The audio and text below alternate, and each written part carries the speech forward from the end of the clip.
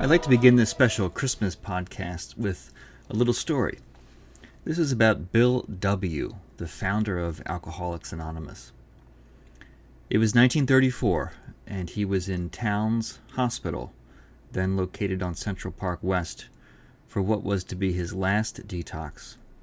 His wife was resolved to have him committed should he relapse, and there he had what he calls his hot flash experience, and this is what he later wrote about it. My depression deepened unbearably, and finally it seemed to me as though I were at the bottom of the pit.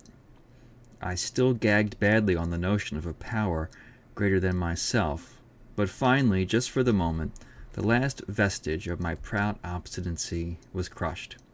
All at once I found myself crying out, "If there is a God, let him show himself. I am ready to do anything, anything." Suddenly, the room lit up with a great white light. I was caught up into an ecstasy which there are no words to describe. It seemed to me in my mind's eye that I was on a mountain, and that a wind, not of air but of spirit, was blowing. And then it burst upon me that I was a free man. Now, Bill W. felt himself to be at a desperate, hopeless dead end. But still, an invisible yet tangible messenger broke through, radically transforming Bill's life, and by extension countless other lives, of course through Alcoholics Anonymous and the other 12-step programs that grew from that. Our ancestors in faith would call experiences like what Bill W. described an angel. This is the angelic. We notice in the Bible that the angelic seems to be stirred during times when we're feeling confusion or when things are chaotic. For example, the annunciations to both Mary and Joseph. They didn't understand what was happening, what God was doing, and they were afraid. In fact, Joseph wanted to run away from the whole scene, but the angelic intervened to give him guidance. We also see in the stories of the women at Jesus' tomb. They're totally disoriented and in mourning over the death of Jesus, and there they see angels. In liminal times, that means in between times, these can also be thin spaces where the angelic is most accessible. For example, when Jesus is in the desert confronting darkness and archetypal energies. Angels also come to us when we're in deep resistance to God's call. For example, like Jacob, he wrestles with the angel and is wounded, and that has the effect of grounding him, and now he can't run away.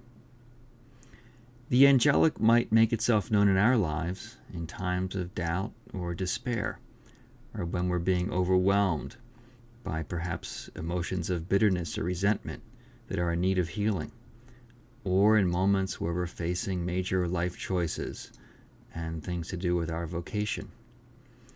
Sometimes we make wrong turns in life, and the angelic works like a divine GPS to get us back on track.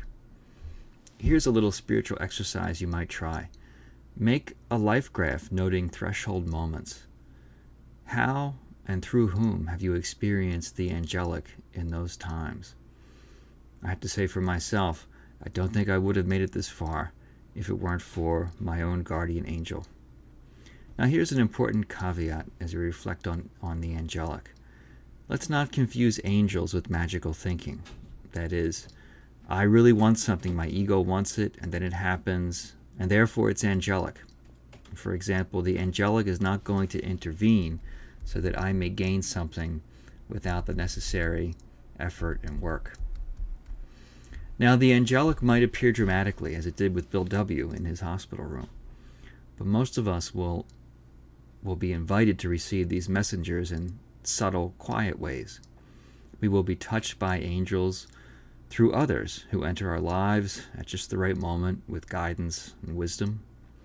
Perhaps there will be a dream that gives us clarity and new direction through its symbolism. The angelic might communicate through synchronicities. That's when we seem to encounter a certain theme or word or image recurring everywhere, and we sense that this is more than coincidence. Deep intuitions that are impossible for us to ignore also serve to guide, to warn, and teach us as well. Affirming our belief in angels also invites us to rediscover enchantment. And this is an invitation to live a more soulful life. And when I say enchantment, what I mean by that is that reality is actually very mysterious. We're in the constant presence of the mysterious God who cares about us and wants what is best for us.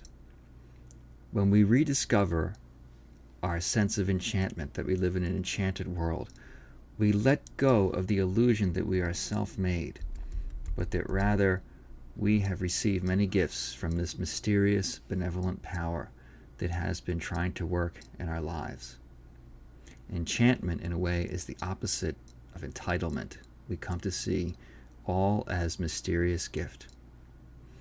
As we journey through this Christmas season, we will see reminders of angels everywhere. They're in our lectionary readings, our Christmas carols, our favorite holiday films, and on top of the Christmas trees.